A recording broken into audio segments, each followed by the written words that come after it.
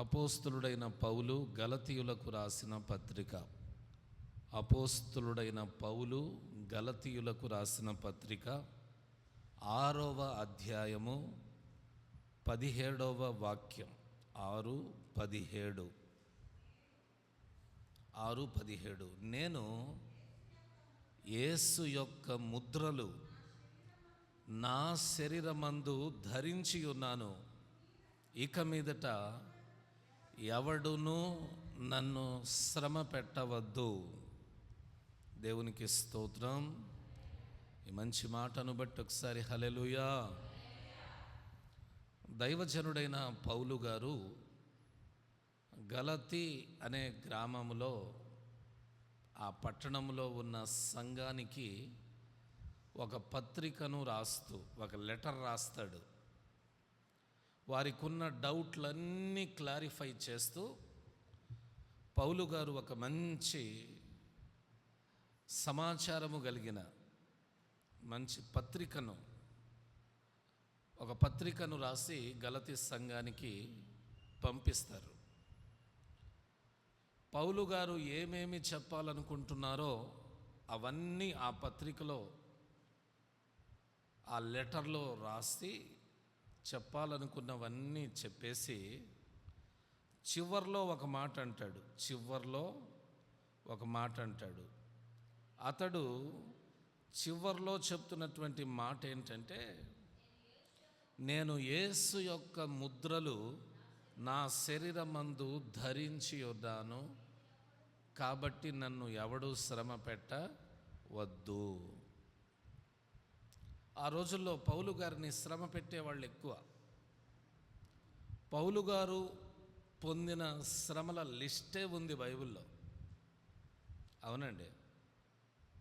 2వ కొరింథీ పత్రిక 11వ అధ్యాయంలో పౌలు గారు పొందిన శ్రమల లిస్టే రాయబడి ఉన్నది.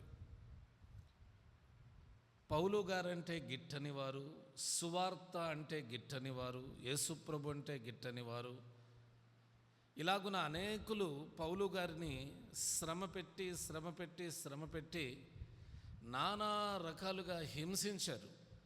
దేవుని కొరకు పౌలు గారు ఎన్నో శ్రమలను అనుభవించారు. శ్రమలను, బాధలను లెక్క చేయకుండా వాటన్నిటినీ భరించి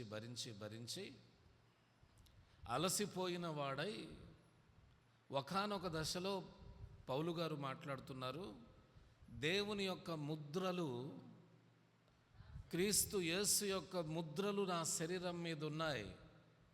దయచేసి ఇంకా నన్నెవరు శ్రమ పెట్టవద్దు. దేవుని యొక్క ముద్రలు నా శరీరం మీద ఉన్నాయి, దయచేసి నన్నెవరు శ్రమ పెట్టవద్దు అంటాడు. హల్లెలూయా. ఈరోజు ఈ రాత్రి మనం నేర్చుకోవాల్సిన మాట ఏంటంటే, పౌలు గారు శ్రమ పెట్టవద్దు అని అంటున్నాడు, కోరుకుంటున్నాడంటే పౌలు గారిని ఆ రోజులో శ్రమ పెడుతున్న వాళ్ళు చాలామంది. ఈ మాటను బట్టి మనం నేర్చుకోవాల్సింది ఏంటంటే, దేవుని సేవ చేసేవారికి తగినంత తోడ్పాటుతో, సహాయముతో మనం నిలవాలి. కానీ ఎప్పుడునూ అతన్ని శ్రమ పెట్టి, బాధ పెట్టి, హింసించి, అతన్ని కృంగదీయడం ఏమాత్రము మంచిది కాదన్న విషయాన్ని ఒక్క మాటలో మనం గుర్తుపెట్టుకోవాలి. ఈ రాత్రి మనం ధ్యానించాల్సిన మాట ఏంటంటే, క్రీస్తు యేసు యొక్క ముద్రలు అంటే ఏంటి? క్రీస్తు యేసు యొక్క ముద్రలు అంటే ఏంటి?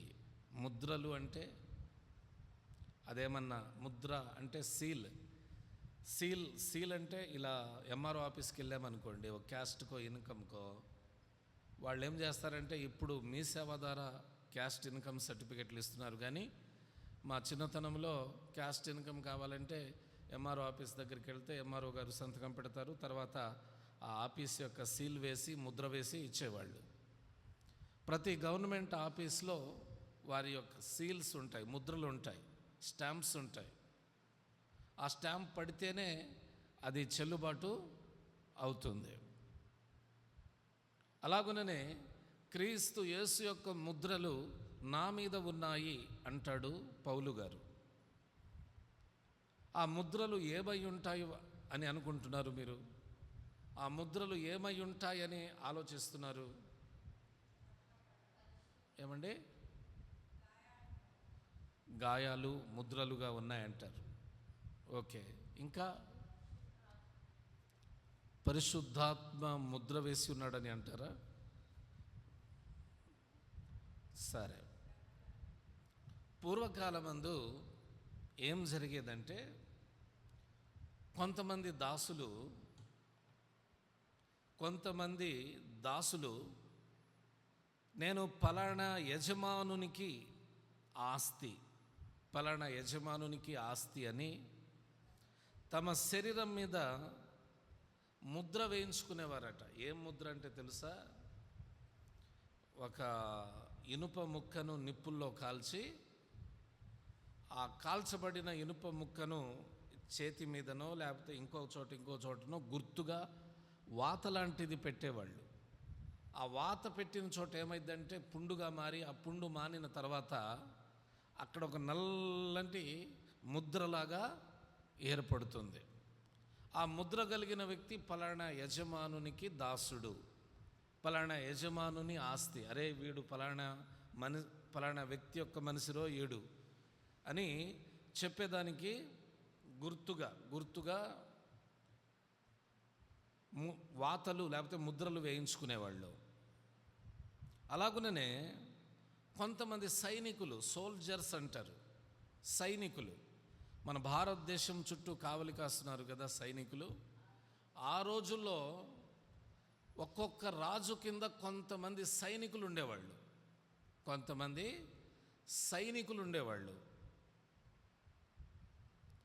ఇప్పుడు ఒకానొక సందర్భంలో యెహోషాపాతు దేవుని దగ్గర ఉపవాసం ఉండి ప్రార్థన చేస్తాడు కదా. ఎందుకంటే 3 రాజులు కలిసి అతని మీద యుద్ధానికి వస్తారు. యెహోషాపాతు ఉపవాసం ఉండి ప్రార్థన చేయడానికి గల రీజన్ ఏంటంటే, ఇతని సైన్యం తక్కువ, ఆ 3 రాజులకున్న సైన్యం ఎక్కువ. కాబట్టి ఎక్కువైన సైన్యాన్ని నా సైన్యముతో నేను జయించలేను అని యెహోషాపాతు దేవుని దగ్గర ప్రార్థన చేసి ఆ సైన్యముతో యుద్ధానికి వెళ్ళినప్పుడు యుద్ధంలో విజయాన్ని సాధిస్తాడు. స్తోత్రం చెప్పండి, హల్లెలూయా. అయితే పూర్వకాలమందు రాజులు తమ సైనికులు వీరు నా సైనికులు అంటూ తమ సైనికుల శరీరాల మీద తమ రాజ్య ముద్రగా వేసేవాళ్ళట. హల్లెలూయా. ఇప్పుడు యెహోషాపాతు రాజు యొక్క సైనికులకు ఒక ముద్ర అంటే, యూదా రాజ్యంలో ఉన్న సైనికులకు ఒక ముద్ర ఉండేది. ఇశ్రాయేలు రాజుల ఆ సైనికులకు ఒక ముద్ర ఉండేది. ఇలాగున ఈ సిద్ధాంతం గత కాలంలో, పోయిన కాలంలో, రాజుల కాలంలో ఉండేది. అలాగుననే దేవాలయాల్లో పనిచేసే దేవుని దాసులు అనబడిన వాళ్ళు ఉంటారు చూడండి. ఏమండి? దేవాలయ దాసులు.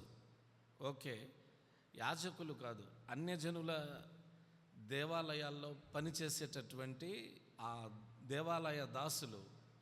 వాళ్ళేం చేసేవాళ్ళంటే, నేను పలానా దేవత గుడిలో ఆ దేవాలయానికి చెందిన దాసుణ్ణి అంటూ తమ శరీరాల మీద ఆ దేవత యొక్క ముద్రను వేయించుకునేవాళ్ళట.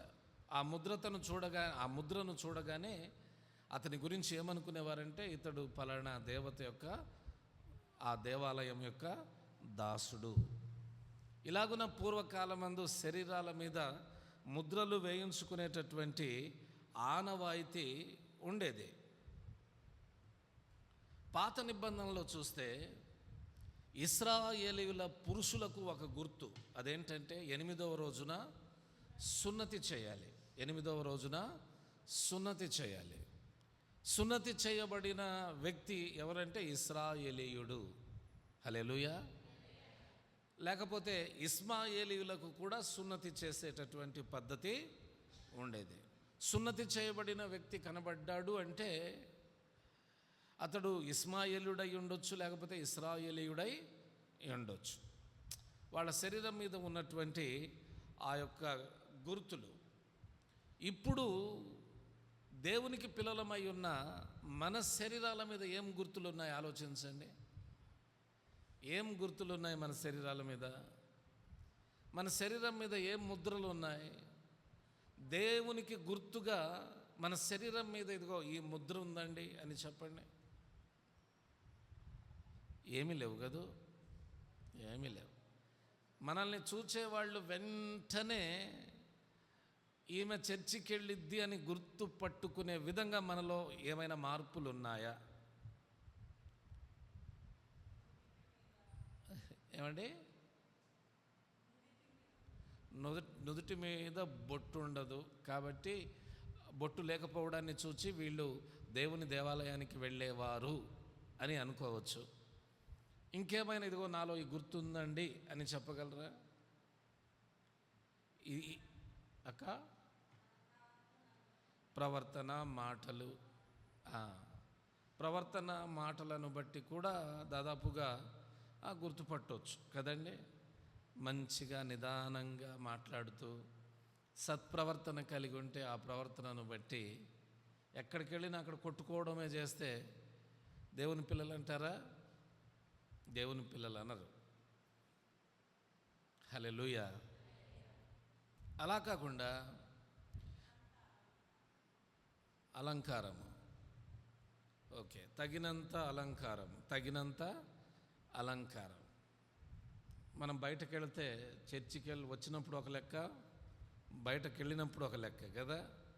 ఎక్కడికైనా బంధువుల ఇంటికి వెళ్తున్నామంటే, ఎక్కడికైనా పెళ్ళికి వెళ్తున్నామంటే, ఎక్కడికైనా టౌన్కి వెళ్తున్నామంటే టౌన్కి వెళ్ళేటట్టే ప్రిపేర్ అవుతాం మనం.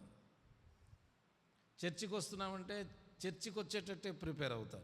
ఆ తెలివితేటలు మీకు భలే వచ్చాడు దేవుడు. విస్తారంగా ఉన్నాయి ఆ తెలివితేటలు. చర్చికి వెళ్ళేటప్పుడు ఒక లెక్క, టౌన్కి వెళ్ళేటప్పుడు ఒక లెక్క, పెళ్ళికి వెళ్ళేటప్పుడు ఒక లెక్క.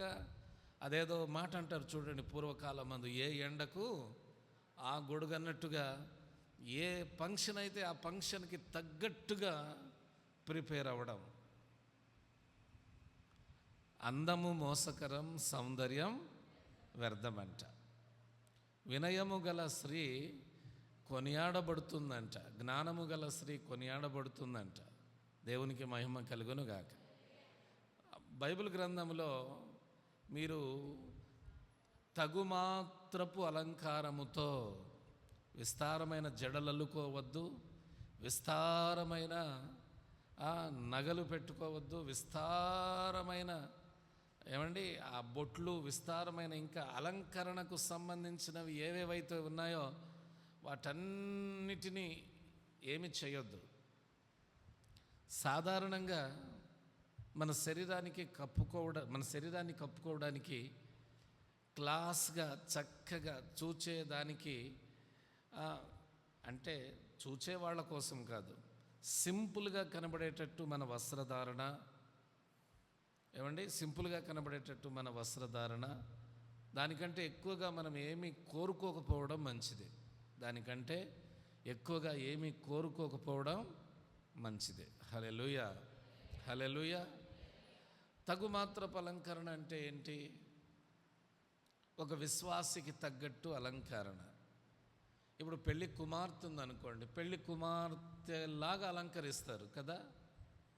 పెళ్లి కుమార్తెగా ఎన్ని రోజులు ఉంటుంది అమ్మాయి? ఒకటే రోజు, తర్వాత మరలా మామూలే. ఎప్పుడూ పెళ్లి కుమార్తెలాగే అలంకరించుకోకూడదు. దేవునికి స్తోత్రం, హల్లెలూయా. ముఖ్యంగా మనం లోకాన్ని విడిచి ప్రభు దగ్గరకు వచ్చాక అప్పుడు మన అలంకరణ ఎలా ఉండాలంటే ప్రభు బిడ్డలముగా ఉండాలి, ప్రభు బిడ్డలుగా ఉండాలి. దేవునికి మహిమ కలుగునుగాక. మన వస్త్రధారణ, మన యొక్క తలదువ్వడం, అలాగుననే మన పేస్ని మనం రెడీ చేసుకోవడం, మన నడక, మన ప్రవర్తన, ఇవన్నీ దేవుని పిల్లలని గుర్తించే విధంగా ఉండాలి. ఓకే, పర్వాలేదు. ఇది కొంచెం దగ్గరి మాటే. అయితే పౌలు గారు చెప్తున్నటువంటి ముద్ర ఏమిటంటే, నేను ఇందాక చెప్పాను కదా, పౌలు శరీరంలోని శ్రమలను, ముద్రలను స్పష్టం చేసే మరికొన్ని బైబిల్ వచనాలు ఉన్నాయి. బైబిల్లో చూద్దాం రండి. ఇందాక మనం మాట్లాడుకున్న వచనము 2 కొరింథీ పత్రిక 11వ అధ్యాయంలో 24వ వాక్యం చదవండి. యూదుల చేత 5 మారులు ఒకటి తక్కువ 40 దెబ్బలు తింటిని, ముమ్మారు బెత్తెములతో కొట్టబడి తిని, ఒకసారి రాళ్లతో కొట్టబడి తిని, ముమ్మారు ఓడ పగిలి శ్రమపడి తిని, ఒక రాత్రింబవళ్ళు సముద్రములో గడిపి తిని. దేవునికి స్తోత్రం.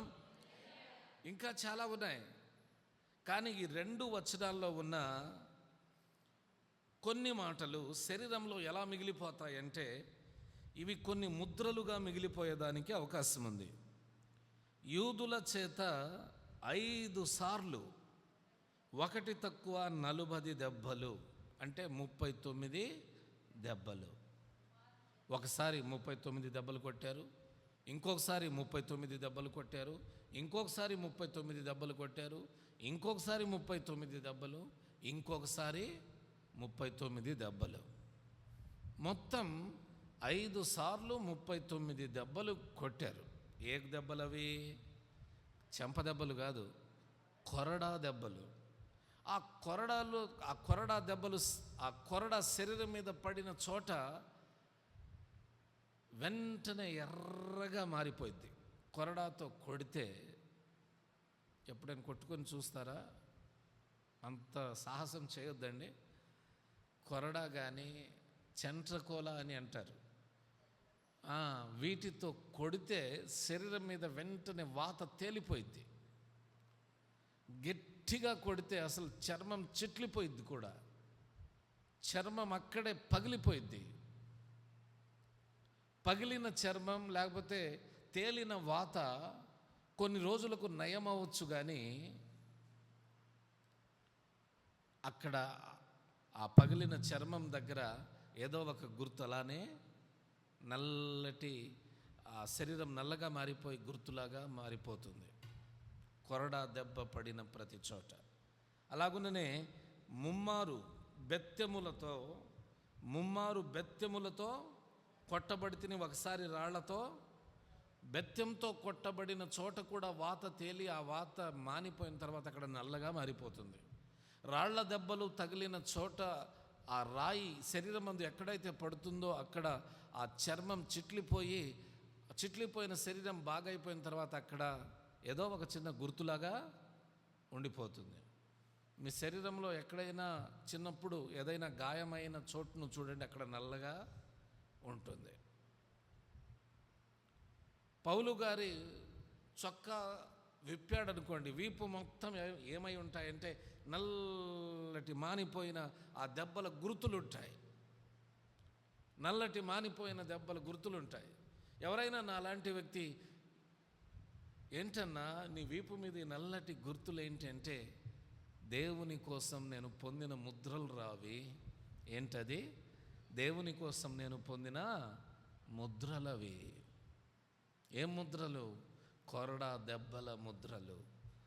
బెత్తెముతో కొట్టబడిన ఆ దెబ్బలే శరీరమందు ముద్రలుగా తేలిపోయాయి.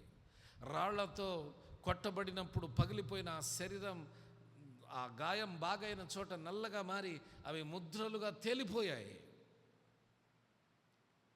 ఆల్రెడీ పౌలు గారు అప్పటికే శరీరమందు విపరీతమైన క్రీస్తు యేసు యొక్క ముద్రలను కలిగి ఉన్నాడు.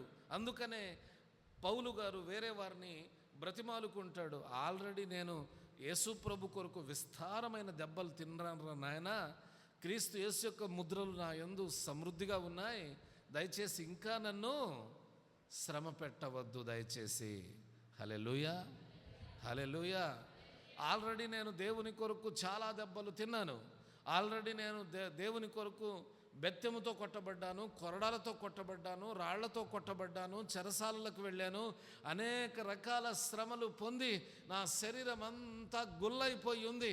ఇంకా నన్ను మీరు కూడా బాధించకండి. యాక్చువల్లీ పౌలు గారు సేవ చేస్తున్నటువంటి ఆ దినాల్లో అతనికి 2 వైపుల నుండి బాధలు. ఈ వాక్యాన్ని బట్టి 2 వైపుల నుండి అంటే, ఒకటి లోకం వైపు నుండి, లోకంలో కొందరు సువార్త అంటే పడని వాళ్ళు, సువార్త అంటే గిట్టని వాళ్ళు, యేసుక్రీస్తు అంటే గిట్టని వాళ్ళు పౌలు గారిని బాధ పెట్టే పనిలో ఉన్నారు.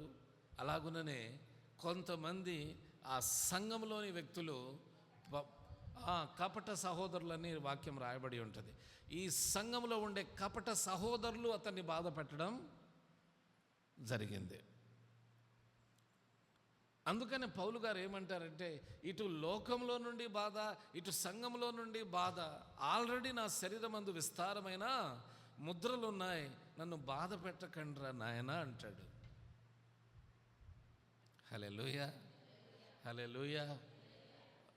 భావోద్వేగముతో చెప్తాడు ఈ మాట. పౌలు గారు ఏదైనా మాట భావోద్వేగముతో చెప్పాడంటే ఆ భావోద్వేగంతో చెప్పిన మాట ఇదే.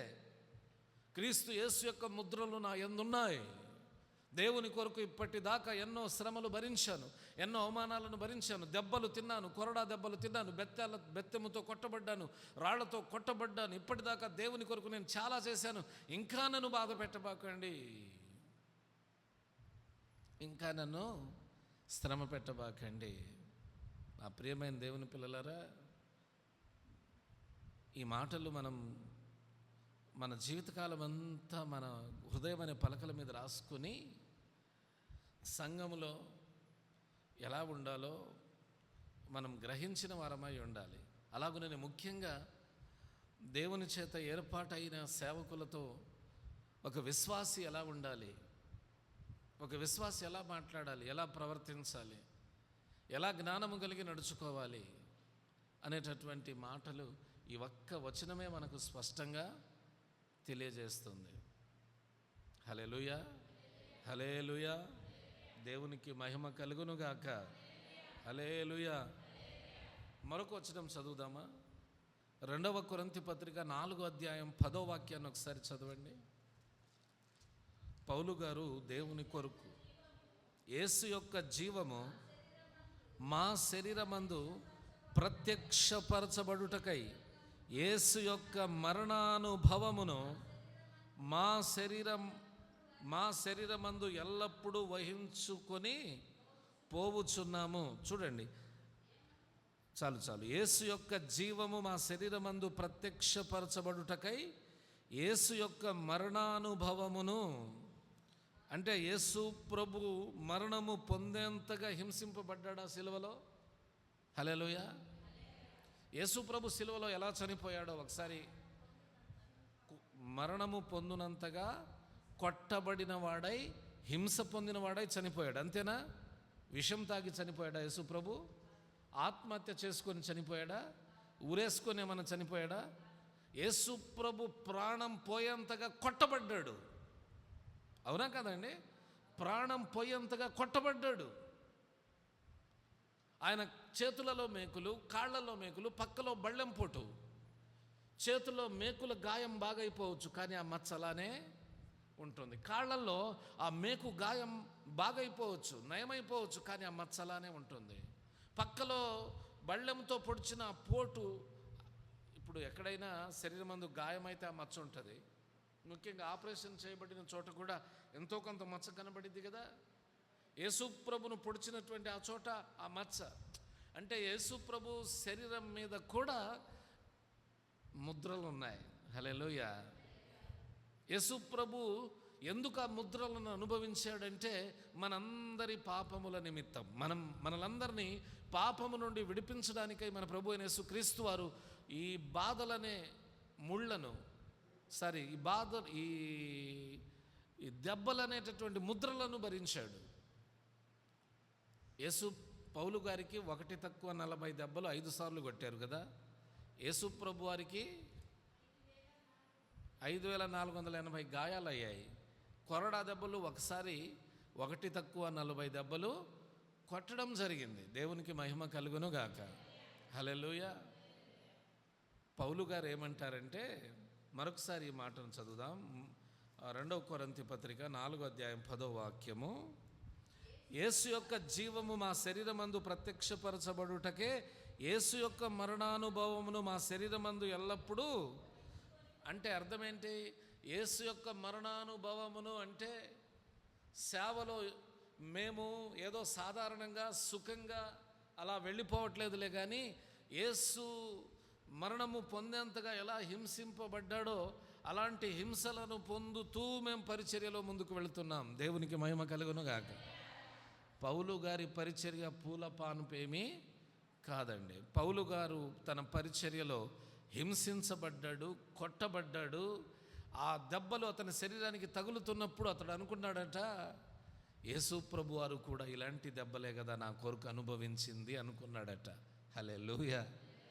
దేవుని కొరకు ఎవరైనా మనల్ని నిందిస్తే దానిని ప్రేమగా మనం స్వీకరించాలి. ఎవరైనా మనల్ని బాధిస్తే దాన్ని ప్రేమగా మనం భరిద్దాం. నిందించడం, బాధించడం, ఎవరైనా కొట్టినా 4 దెబ్బలు కొట్టించుకుందాం.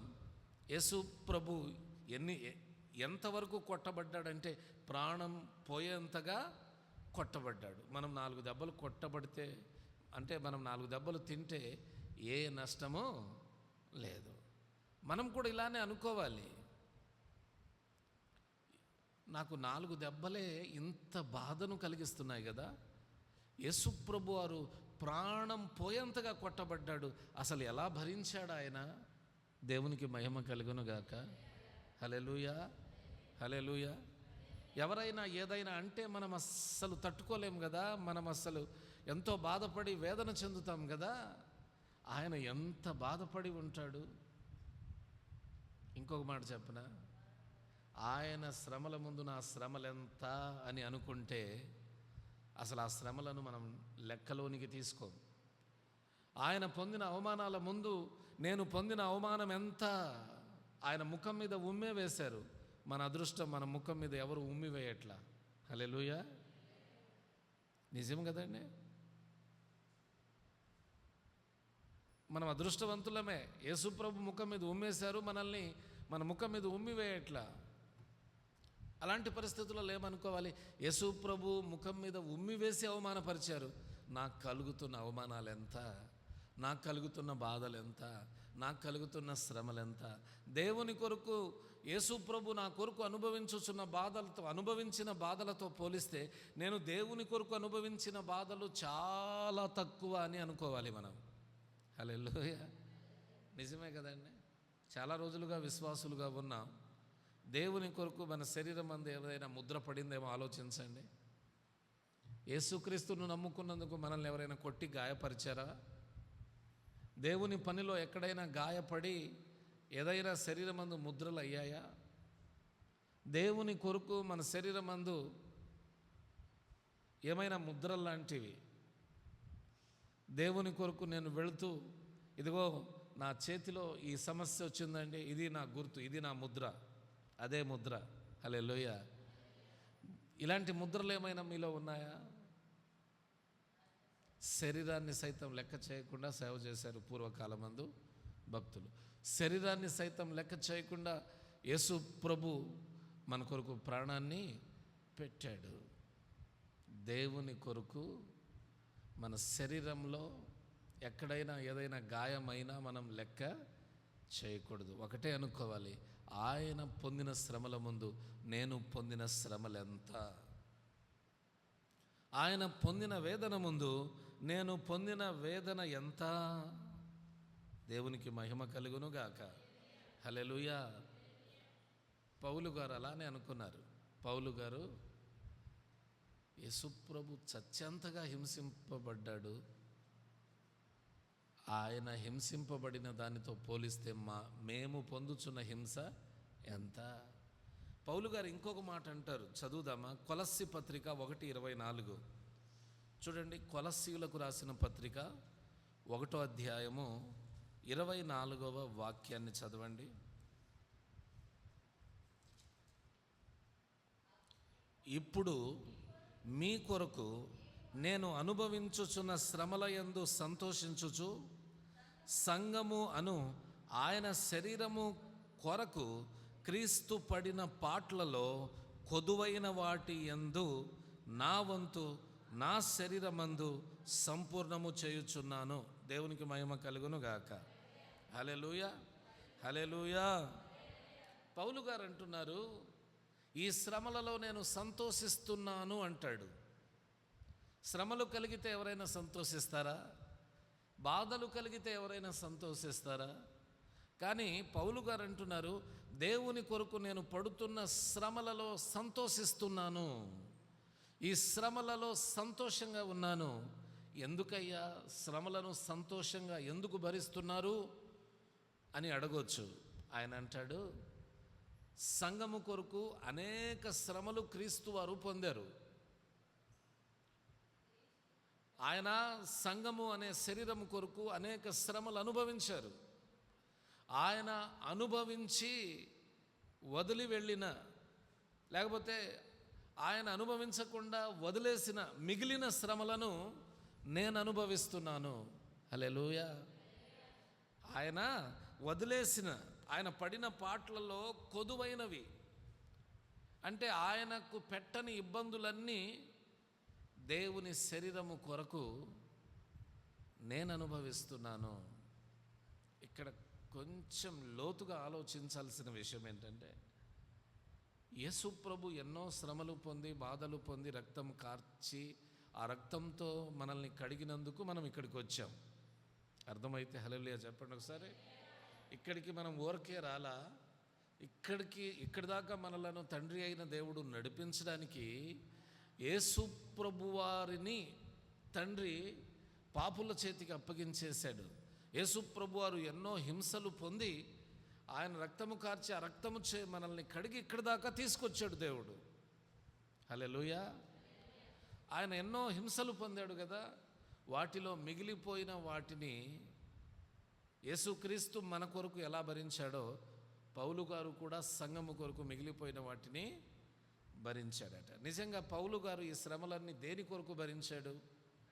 తనకు భార్య లేదు, తనకు పిల్లలు లేరు, తనకు ఇంక వేరే ఏ భారాలు లేవు. ఆయన దేవుని కొరకే ప్రతి నిమిషం గడిపాడు. తన అవసరాల కొరకు డేరాలు కుట్టేవాడు. ఇంకా తన జీవితం మొత్తం సేవార్పణం, దేవుని కొరకు సజీవ యాగముగా సమర్పించుకున్నాడు.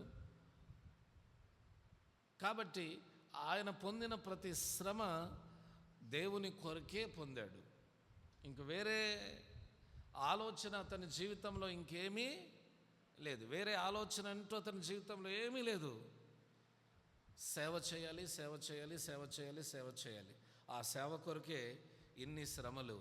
ఆ శ్రమలు, ఆ బాధలు, ఆ యొక్క వేదనలన్నీ అతని శరీరమందు ఏమయ్యాయంటే వాతలుగా, గాయాలుగా, మానిన గాయాలుగా మిగిలిపోయాయి.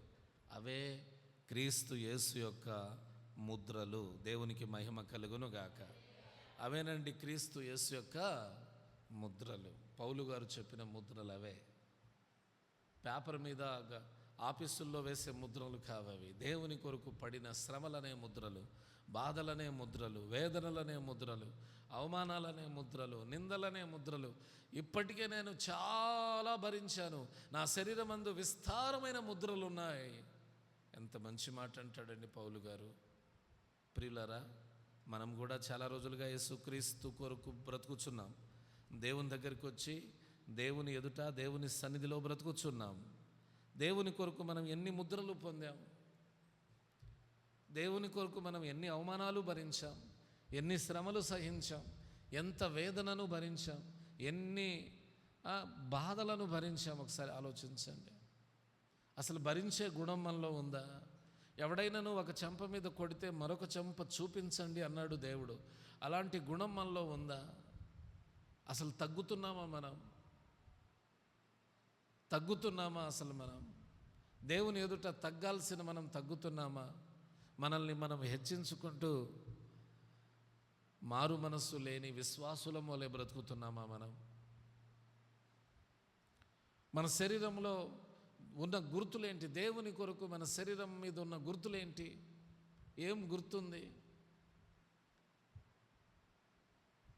దేవుని కొరకు మన శరీరం మీద ఉన్న గుర్తేంటి?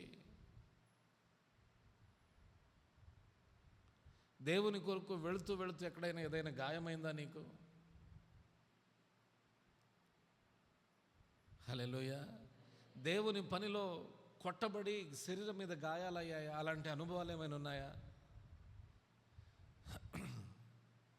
గాయాలైనా, దేవుని పనిలో శరీరం మీద గాయాలైనా అవి మానిపోయి దేవుని కొరకైన ముద్రలుగా మన శరీరం మీద తేలుతూ ఉంటాయి. కాబట్టి మన శరీరాన్ని దేవుని పనిలో నలగొట్టకుండా, దేవుని కృపలో దేవుని పని కొరకు, సంఘము కొరకు నలగొట్టకుండా మన శరీరాన్ని సుఖంగా, ఏమండి, శరీరం ఎల్లప్పుడూ సుఖంగా ఉండేటట్టు చూసుకోబాకండి.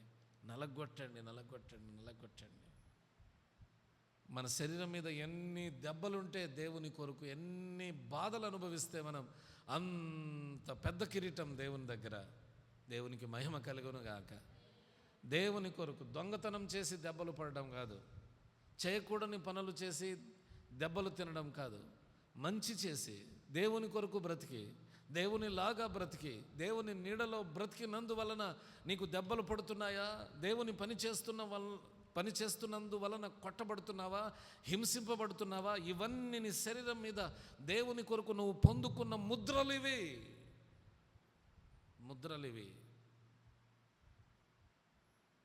హల్లెలూయా.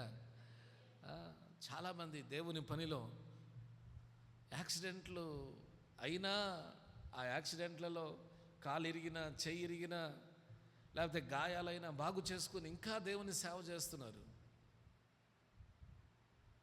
వారి శరీరం మీద అవి ముద్రలు. రేపు దేవుని దగ్గర, ప్రభువా నీ సేవలో ఇదిగో ఒకసారి పోతూ ఉంటే అలా యాక్సిడెంట్ అయ్యి ఇదిగో నా కాలిలా అయింది, ఇదిగోండి ఆ గాయం, దేవునికి మహిమ కలుగును గాక. ఒకసారి సేవ చేస్తుంటే నలుగురు వచ్చి నన్ను కొట్టారు, వీపు మీద కొరడాలతో కొడితే అవి వాతలుగా తేలిపోయి బాగైపోయి, చూడండి ఇదిగో వాతలు. ఈ వాతలు నేను దొంగతనం చేస్తేనో లేకపోతే తప్పుడు పని ఇంకేదో చేస్తేనో పొందినవి కాదు ప్రభువా, నీ పరిచర్య కొరకు. అవును బిడ్డ, ఆ రోజున నువ్వు కొట్టబడుతుంటే చూశా నేను. అవును బిడ్డ, ఆ రోజున అవమానం పొందుతుంటే చూశా నేను. అవును బిడ్డ, ఆ రోజు హేళన చేయబడుతుంటే చూశా నేను. నా కొరకు ఎన్నో అవమానాలు పొందావు, ఎన్నో దెబ్బలు తిన్నావు, ఎన్నో కష్టాలు పడ్డావు, ఎన్నో వేదనలను సహించావు. రా బిడ్డ, ఇదిగో తీసుకో, నీతి కిరీటం తీసుకో. దేవునికి మహిమ కలుగును గాక. తప్పించుకొని పారిపోవడం కాదు, తప్పించుకొని తిరుగుతూ ఉండడం కాదు, ముందుకెళ్ళాలి. దేవుని కొరకు శ్రమలు అనుభవించడానికి, ముద్రలు పొందుకోవడానికి ముందుకు వెళ్ళాలి. ఒక భక్తుడు ఒక మంచి పాటను రాస్తాడు. లోకములోని నిందలు నాపై రాళ్ళై రువిన రంపాలై కోసిన, లోకములోని నిందలు నాపై రాళ్ళై రువిన రంపాలై కోసిన. హల్లెలూయా. రాళ్ళు వచ్చి పడితే శరీరం మీద గాయాలవుతాయి, అవి ముద్రలుగా మారిపోతాయి. రంపాలతో ఎవరైనా కోసారా? ఆ కోయబడిన ఆ శరీరం అక్కడ కుట్లేయించుకొని బాగు చేసుకోవచ్చు, అక్కడ ఒక ముద్రలాగా ఉండిపోతుంది. ప్రభువా, ఈ ముద్ర చూసావా? నీ కొరకు నేను కోయబడ్డాను ప్రభువా, నా శరీరం కోయబడింది. ప్రభువా, ఈ గాయం చూసావా? నీ పరిచర్యలో ఒక చోట నన్ను రాళ్లతో కొడితే ఆ రాయి వచ్చి ఇక్కడ పడి నా శరీరం పగిలిపోయింది, చర్మం పగిలిపోయి ఎలాగో బాగైందిలే కానీ ముద్ర ప్రభువా, ఇది నీ పరిచర్య కొరకే. దేవుని కొరకు ఏం త్యాగం చేశాం మనం. మన కొరకు యేసయ్య తన రక్తాన్ని, తన ప్రాణాన్ని పెట్టాడు కదా. దేవుని కొరకు మనం చేస్తున్న త్యాగం ఏంటి? దేవుని గుర్తులు మన శరీరంలో ఏమున్నాయి? నేను బాప్తిస్మం పొందుకున్నానండి, అందరూ పొందుకుంటున్నారు. నేను బలారాధన తీసుకుంటున్నానండి, అందరూ తీసుకుంటున్నారు. దేవుని కొరకు ఒక ప్రత్యేకత ఏంటి? ఒక ప్రత్యేకమైన విధానం ఏంటి? దేవుని కొరకు ఏదైనా ప్రత్యేకమైనది చేసావా? దేవుని కొరకు ఏదైనా ప్రత్యేకంగా నిలబడ్డావా? ఆలోచిద్దాం మనల్ని మనం. అంటే దాదాపుగా మన శరీరాల మీద పౌలు శరీరం మీద ఉన్న దేవుని ముద్ర లాంటి ముద్రలు ఏమీ లేవు కదండి. రాబోయే రోజుల్లో ముద్రలు పడిన ఆ ముద్రలను స్వీకరించడానికి సిద్ధమే. దేవునికి మహిమ కలుగునుగాక. దేవుని కొరకు ముద్రలను పొందే ఆ యుద్ధానికి మనము సిద్ధమవ్వాలి.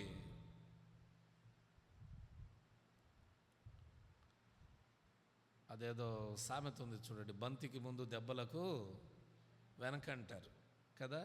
అంటే అర్థం ఏంటి? ఎక్కడైనా అన్నాలు పెడుతుంటే పరిగెత్తు ముందు తినేయి, తర్వాత చివరిలో వెళితే ఉంటాయో లేవో ఉండవో కానీ ముందెళ్ళి తినేయి.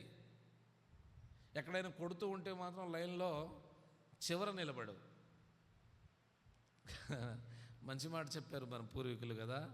పెట్టే చోట ముందుండు, దెబ్బలు తినే చోట మాత్రం వెనకొండు. దేవుని దగ్గరికి వచ్చేసరికి తినడము తర్వాత ముందు ఏముండాలి? కొట్టబడిన, కోయబడిన, దెబ్బలు తిన్న దేవుని పనిలో ఎలా ఉండాలి? ముందుండాలి. దేవునికి మహిమ కలుగునుగాక. అవునండి, దేవుని పనిలో మనం ముందుండాలి. ఒక రోజున ఒక దేవాలయంలో చెప్పాను ఈ విషయం మీకు. ఒక రోజున ఒక దేవాలయంలో ఒక సహోదరుడు, సాధారణ దేవుని మందిరానికి వచ్చే ఒక సహోదరుడు దేవాలయంలో ఉండగా ఒక స్త్రీ దేవుని మందిరంలోనికి వచ్చిందట. దేవుని మందిరంలోనికి వచ్చి దేవాలయంలో ఉన్న బూజు శుభ్రంగా దులపడం, దేవాలయంని శుభ్రంగా కడగడం, క్లీన్ చేయడం, కిటికీలు, దర్వాజాలు, ఇవన్నీ పార్ట్స్, దేవాలయంలో ఉన్న వస్తువులన్నీ క్లీన్ చేయడం, ఇవన్నీ దాదాపుగా ఉదయాన్నే వచ్చిన ఆమెకు దాదాపు దేవుని మందిరాన్ని క్లీన్ చేసి దేవుని మందిరాన్ని శుభ్రపరిచేసరికి దాదాపుగా 9-10 గంటలైందంట. ఈమె చేస్తున్న పరిచర్య, పడుచున్న కష్టమంతా ఆ చర్చిలో ఉన్నటువంటి ఒక వ్యక్తి గమనిస్తూ ఉన్నాడు. ఎవరిమా ఇంతగా కష్టపడుతుంది, దేవుని మీద ఇంత ప్రేమ చూపిస్తుంది, దేవుని మందిరంలో ఉన్న బూజు దులుపుతుంది, బండలు క్లీన్ చేస్తుంది, అలాగుననే ఎక్కడ దుమ్మున్నా క్లీన్ చేస్తుంది, దేవుని మందిరం మీద అంత శ్రద్ధ కలిగి ఉన్నది, దేవుని పనిలో ఇంత ఇంట్రెస్ట్గా ముందుకు సాగుతుంది అనుకుంటూ ఆమె చేస్తున్న పనంతా చూస్తూ ఉన్నాడు అతను. పనంతా అయిపోయింది, ఇంకా బట్టలను సర్దుకొని వెళదామని రెడీ అవుతూ ఉండగా, అమ్మా చాలా మంచి పని చేసావు, నువ్వు దేవాలయానికి వచ్చి దేవుని చర్చిలోనికి వచ్చి శుభ్రంగా బూజు దులపడం, క్లీన్ చేయడం, బండలు తుడవడం, ఇదంతా చేసావు, మంచి పని చేసావమ్మా. కానీ ఈ పనంతా చేయడం వల్ల నీకు ఆలస్యమైంది, కానీ మళ్ళీ నువ్వు ఇప్పటికే ఇంత ఆలస్యమైంది, ఈ ఆలస్యంలో ఇంకా నువ్వు నడుచుకుంటూ వెళ్ళావనుకోండి ఇంటికి, ఇంకా ఆలస్యమైంది. మరలా నువ్వు ఇంటికి వెళ్ళి భోజనాలు చేసి, అంటే ప్రిపేర్ చేసుకొని భోజనాలు చేసేసరికి ఇంకా ఆలస్యమైంది. కాబట్టి ఇదిగో అమ్మా 20 రూపాయలు తీసుకొని ఆటోలో ఇంటికి వెళ్ళి తొందరగా పిల్లలకు నీకు భోజనాలు వండి ఆ పని చూడమ్మా అని ఒక 20 రూపాయలు ఇవ్వబోయాడంట ఆ సహోదరుడు. దానికి ఆ సహోదరి అన్నదంట, నాకు 20 రూపాయలు వద్దండి, ఆటోలో వెళ్ళే శ్రమ నాకేమీ లేదండి, నాకు కారు ఉంది. నాకేముంది? కారు ఉంది. అవునా, కారు ఉందా?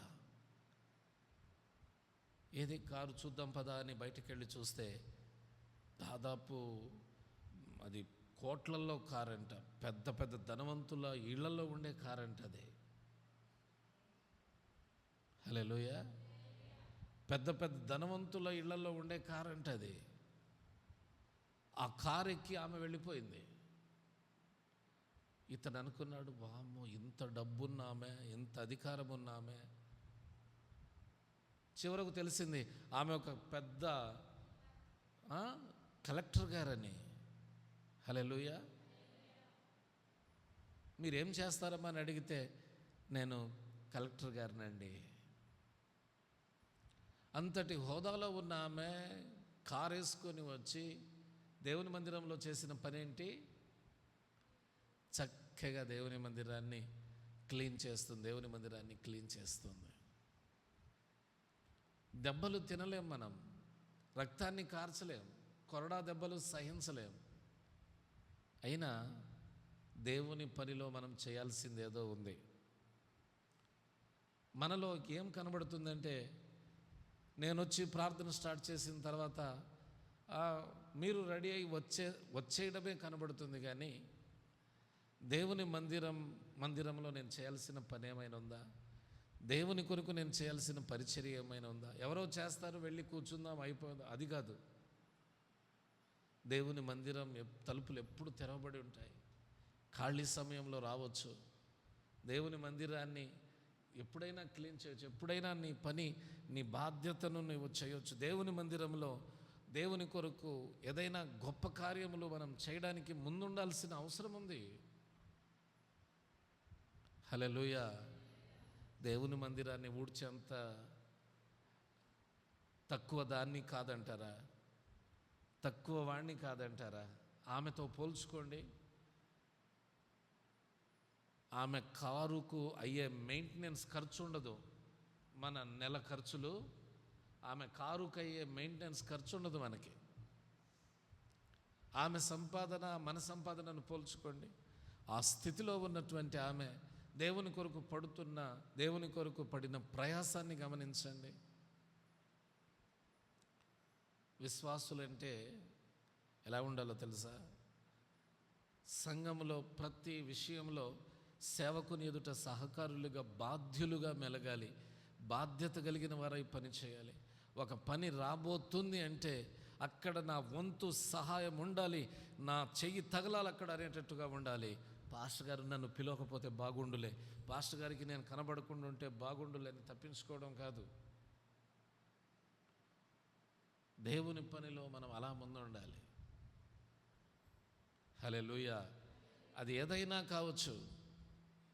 దేవుని పనిలో ఎల్లప్పుడూ మనం ముందుండే వారంగా ఉండాలి.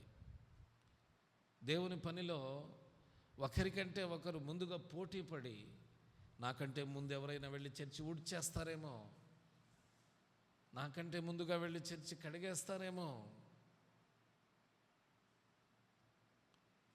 నేనే ముందెళ్ళాలి, ఆ తపన మనలో కనబడట్లా. ఆ తపన కనబడట్లా.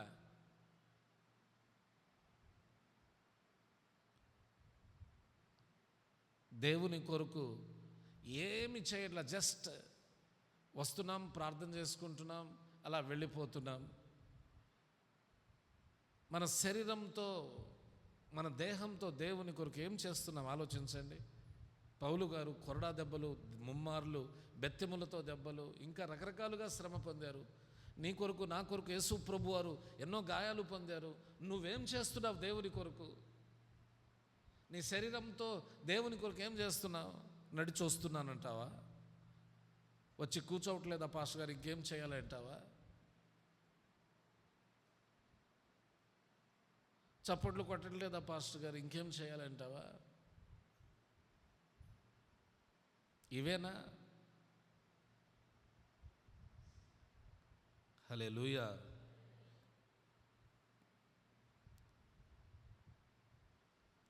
కొంచెం మనల్ని మనం సరిచేసుకోవాలి ఈ విషయంలో. దేవుని కొరకు శ్రమపడే ఆ తత్వము కలిగి ముందుండి మనం అడుగులు ముందుకు వేయాలి. దేవుని కొరకు మనం శ్రమపడినప్పుడు దానికి తగిన జీతం దేవుడే మనకిస్తాడు. నేను మీకు ముందే 1-2 సార్లు చెప్పాను. సీతారాంపురం తండాలో పరిచర్య చేస్తున్న రోజుల్లో ఒక పురుషుడు, ఒక యవనస్తుడు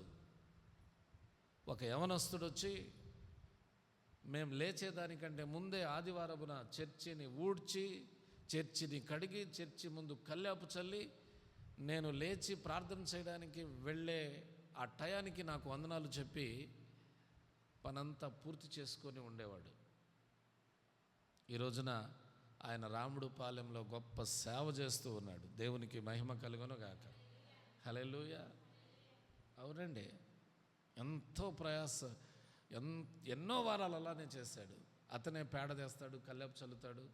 ఇంకా మనకైతే మోటార్లు ఉన్నాయి, అవి లేవు. అక్కడ మోటార్ కూడా ఉండదు. బావిలో నుండి ఇలా తోడాలి నీళ్లు. ఏమంటారు, లాగాలి తాడుతో, తోడాలి నీళ్ళు. ఆయన నాకు ఎప్పుడు అతన్ని చూడగానే అతడు చేసిన పరిచర్య, అతనికి దేవుడిచ్చినటువంటి స్థానం, ఈ రెండు గుర్తుకొచ్చేస్తాయి. పరిచర్య అనగానే అతడు గుర్తుకొస్తాడు నాకు. హల్లెలూయా. చేయాలండి, చేయాలి. దీంట్లో నామోసేం లేదు, దీంట్లో ఇదేం లేదు. ప్రాణం పెట్టిన దేవుని ఎదుట మన శరీరం కరిగిపోయే విధంగా చేయాలి. కరిగిపోయినా పర్వాలేదు, దేవుని పని చేసి ఒక 100 గ్రాములు తగ్గినా పర్వాలేదు, లేకపోతే 1 కిలో తగ్గినా పర్వాలేదు. అలాగున దేవుని కొరకు మనల్ని మనం వదిలేసి ముందుకు సాగాలి. అదే ముద్ర దేవుని కొరకు, అవే మనం భరించేటటువంటి ముద్రలు. కాబట్టి మీరు కూడా దేవుని యొక్క ముద్రలు కలిగి ఉండాలి. దేవుని కొరకు ఏమి జరిగినా ఆయన కొరకు ముందుకు సాగే విధంగా ముందుకెళ్లాల్సిన అవసరం ఉంది. అట్టి కృప దేవుడు మనకు దయచేయునుగాక. హల్లెలూయా, హల్లెలూయా. ప్రార్థన చేద్దామా? కళ్ళు మూసుకొనండి అందరూ. పౌలు